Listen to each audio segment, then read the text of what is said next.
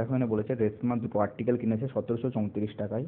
C sells এ at a loss of 16% and sells B at a gain of 20%। নাহলে এখান থেকে আমি ফ্র্যাকশন নিয়ে করব, অর্থাৎ প্রথম যে প্রোডাক্টটা সেটা 16%-এর লস করেছে, অর্থাৎ 100 টাকার ভ্যালু কত টাকায় বিক্রি করবে, 84 টাকায় বিক্রি করবে। দেখো কাটাকুটি করে এটাকে ছোট করার চেষ্টা করি, 4 দিয়ে কাটাকুটি যাবে, 4 25 4 21, ঠিক আছে।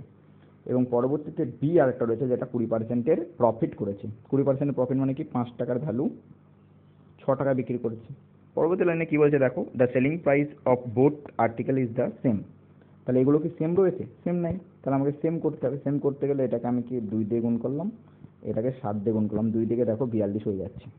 তাহলে এই দিকেও আমাকে এখন 2 দিয়ে গুণ করতে হবে, এই দিকেও আমাকে 7 দিয়ে গুণ করতে হবে। তাহলে সিপিগুলো কি হচ্ছে, সিপিগুলো আমাদের দেখতে পাচ্ছি 50 আর 35 হয়ে যাচ্ছে, এবং ওই দিকের এসপিগুলো সব 42 হয়ে যাচ্ছে, যেটা সেম বলেছে। এর বলছে if a sold 1147.5 then gain percent of a, অর্থাৎ আমাকে এ এর সিপি বার করতে হবে। যেখানে প্রথম লাইনে দেখো বলে দিয়েছে এ আর বি 1734 টাকায় জিনিসটা কিনেছে। তাহলে এখানে বইয়ে কি দেখতে পাচ্ছি 50 আর 35 85 টাকায়, আমি এখানে দেখতে পাচ্ছি 85 টাকাতে কিনেছে। তাহলে 85-র ভ্যালুই 1734 রয়েছে। আমাকে এ এর সিপি বার করতে হবে, এ এর সিপি দেখতে পাচ্ছি 50। তাহলে আমাদের 50-এর ভ্যালু কত হবে? 50-এর ভ্যালু হবে 1734/85 ইন্টু 50। 5 দিয়ে কাটাকুটি হবে, 5 10 5 17, 17 দিয়ে কাটলে হবে 102। তাহলে আমাদের অ্যান্সার বেরোবে 1020, অর্থাৎ 1020 টাকা দিয়ে এ প্রোডাক্টটাকে কিনেছিল এবং বিক্রি করছে কত টাকায়? 1147.5 টাকায়।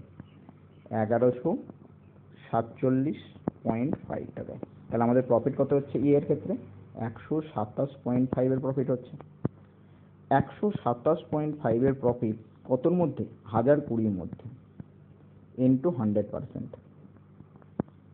দেখো একটা জিরোর সঙ্গে একটা জিরো কেটে দিলাম, আর একটা জিরোর সঙ্গে এই দশমিকটা তুলে দিলাম। তাহলে আমাদের বেরিয়ে গেল 1275/102। এক ঘরে গেলে হবে 102, 255 পড়ে থাকবে, আবার 2 ঘর যাবে 51 পড়ে থাকবে, 5 ঘর গেলে মিলে যাবে। তাহলে 12.5% হয়ে যাবে আমাদের একেবারে রাইট অ্যান্সার, যেটা এ প্রফিট করবে। অপশন নাম্বার এ হবে একেবারে সঠিক উত্তর।